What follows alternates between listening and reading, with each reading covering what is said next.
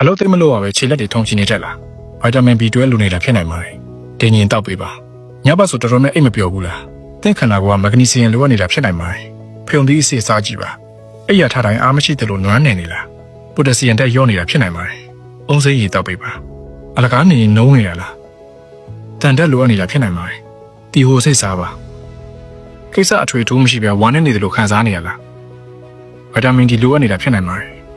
အနက်ခင်းနေပူစာလုံပေးပါမျက်စိကအရင်ကတော့ကြည့်လို့မကောင်းတော့ဘူးလားဗိုက်တာမင် A လိုနေတာဖြစ်နိုင်ပါတယ်မုံလာဥနီစားပေးပါခန္ဓာကိုယ်တစ်ခုလုံးကကြွက်သားတွေအားနေနေလားကယ်လ်ဆီယမ်လိုနေတာဖြစ်နိုင်ပါတယ်ငါတို့တောက်ပေးပါအစာစားခြင်းစိပျောက်ပြီးကြုံငရင်ဖြစ်နေလားဗိုက်တာမင် B1 လိုနေတာဖြစ်နိုင်ပါတယ်ဆလတ်ရွက်စားပေးပါတင်းရှာနီရဲပြီးတော့ရောင်နေလားဗိုက်တာမင် B2 လိုနေတာဖြစ်နိုင်ပါတယ်ကြောက်စားပေးပါခဏခဏစိတ်ပြောင်းလဲမြန်နေလားဗိုက်တာမင် B6 လိုနေတာဖြစ်နိုင်ပါတယ်အာလူစားပေးပါ